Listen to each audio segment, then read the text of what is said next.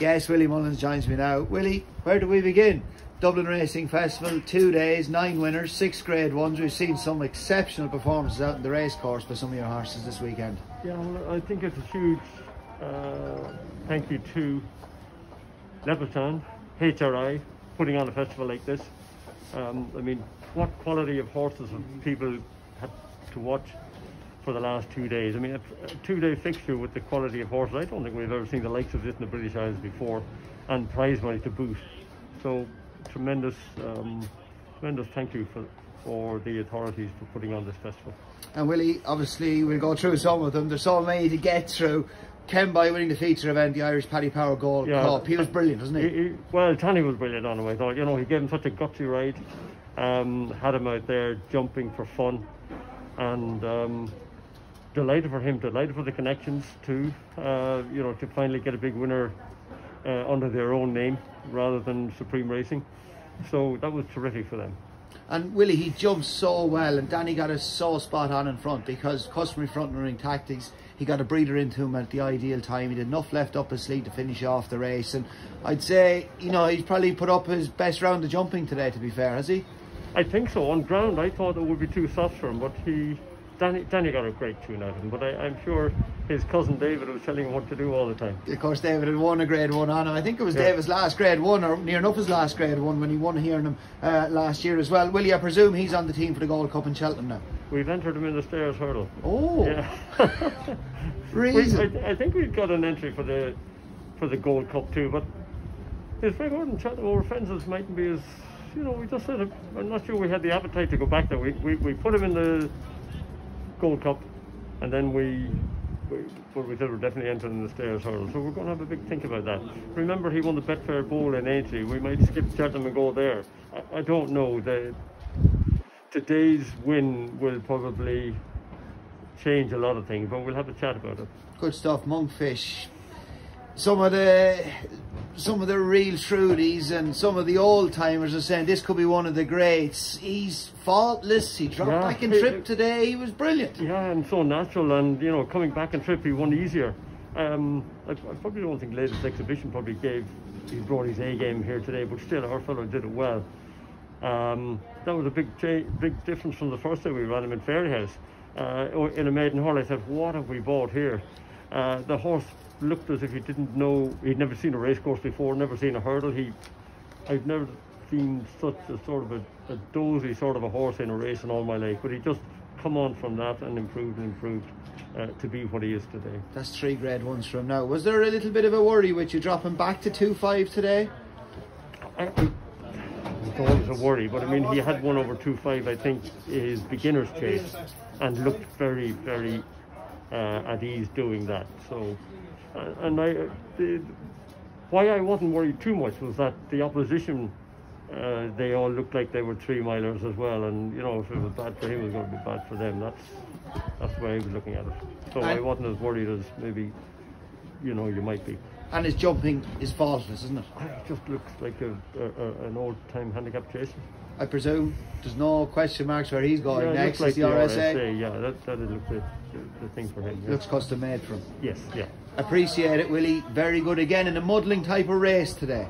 It was. Paul ended up going a bit sooner than he wanted to, I think, and he hit the front. And next thing he wondered, had he gone too soon, the horse started to come back underneath him. But as soon as O'Gordon's horse came within his eyesight, the horse had picked up again. So I think the horse was just idling in front, and he put it to bed fairly quick then. And you can see why Paul has kicked on when he has done, because there was no pace in the race. It was a muddling run race, wasn't it? I mean, there was about 6 horses gathered up behind him, looked like they could go by him, and the minute he changed gear, they were all caught flat-footed. So you know, that's the sort of pace he has, and but it sounds like he just idled in front, I think. And Supreme Novice is obviously the next time. Yeah, I think that's for him. Yeah. Maze Runner. We don't see too many Willie Mullins trained winners at 40-1. Yeah. Owned by a very important owner as well, Mrs. Jackie Mullins. That bolted him. Yes. I thought of hoping he could win a handicap like that at some stage during his career.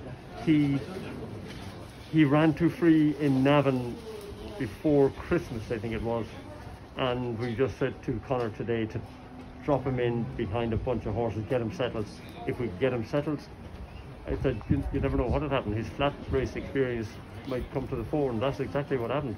Conor just switched him off, and then he came alive for him over the second last, and the very delighted owner's husband. Yes, very important indeed. He's the Bills fan for a couple of weeks now, because it's a good pot as well. Yeah. And David Casey says, happy wife, happy life, so count on both fronts there. You can ask for no more. Willie, to finish off the meeting, Grand G, and brilliant for Jody Townend as well. Absolutely fantastic for Jody. I thought Grand G was a very decent mare when Patrick won on her in Galway. We went across to Market Raising, met a superstar probably, but I was still disappointed in how she ran. I thought she could be a good second, and she was third. So I just said to Jody, just drop her out, ride her like Patrick did in Galway, and ride her for a place. And Jody was riding, doing everything right. She said she couldn't believe it when at the furlong mark she said, hey, we might win this. And she was fantastic.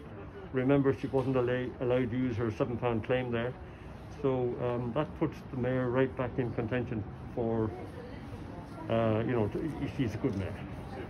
Champion bumper at Cheltenham? I imagine Connection would like to go there. We'd look at that. We'd look at Aintree. I'd probably let her go to the champion bumper at Cheltenham and let Jody ride her, So. And very important as well, a filly, Grade 2 victory alongside her name. It adds a lot of value onto her for when the time comes that she retires to the breeding sheds. Exactly. She's a lovely pedigree. She was bought by Jack Cantillon in France. Very,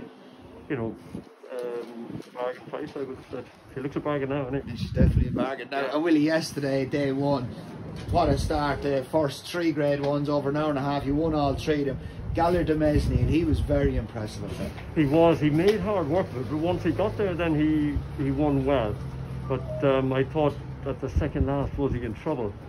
And I think once Paul got him out of the ruck and got him a bit of free air, he travelled and won nicely in the end. And he's a horse you've always held in high regard. I feel that you were disappointed with him on his first run, but he really delivered what you thought at Christmas here. Yeah, but I think, if you remember, at that time our horses were all taking a run, and he was one of the obvious ones like that. And he's kept on improving. And was it a worry coming yesterday? He'd won over 2.5 at Leopardstown at Christmas to step up to 2.6, and you put a hood on as well. What was the reason behind that? Well, I felt he was fairly free at Christmas, and I just thought, and that was my worry, that he'd be too free over 2.6, and that might just settle him. And so it did sort of settle him, but Paul had to get him right back out of the race to really switch him off, and I was afraid that actually he might have been back too far at one stage.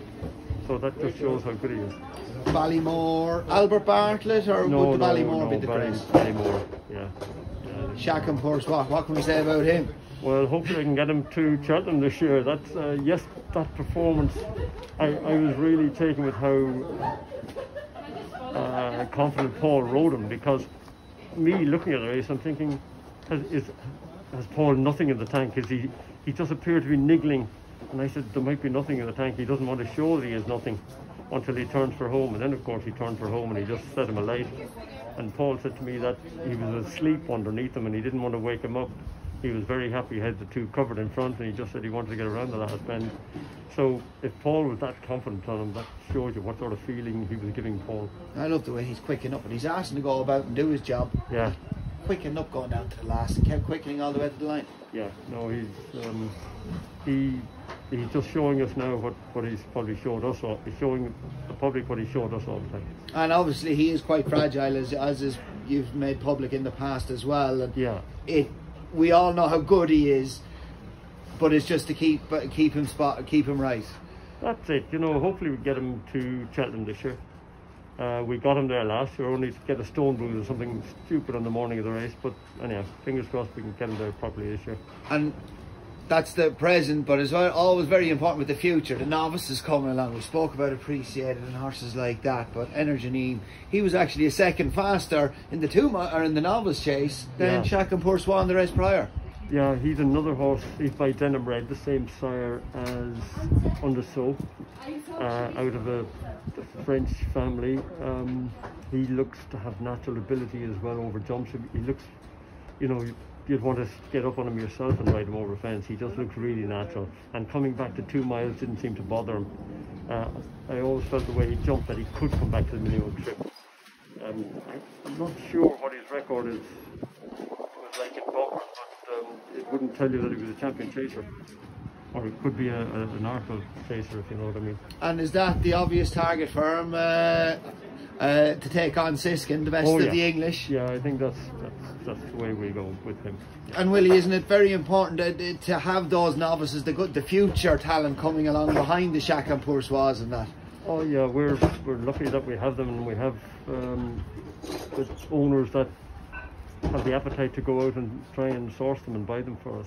So we're very lucky. And Willie, what does it mean? Obviously there's a lot of pressure, you put yourself in a lot of pressure trying to keep the team in peace and have them spot on for these big days as well. Yeah. What does it mean to you after having so many winners, so many Grade 1 winners over the 2 days? It must give you some satisfaction. A huge satisfaction, but I think it probably gives the like of Patrick and Ruby and David Casey, Jackie, all, you know, Danny, all those people that are working in the yard and in the team. It gives them huge satisfaction to be part of the whole thing, and I let them get on with it. I just appear at the races and talk to you guys. Well, Willie, it's been a wonderful, wonderful Dublin Racing Festival for you. Huge congratulations. You've given us all so much enjoyment just looking at some of those stars out in the track, putting in exceptional performances. It's a credit to you. Long may it continue. Well done. Thanks very much. Cheers, Kevin. Thank you.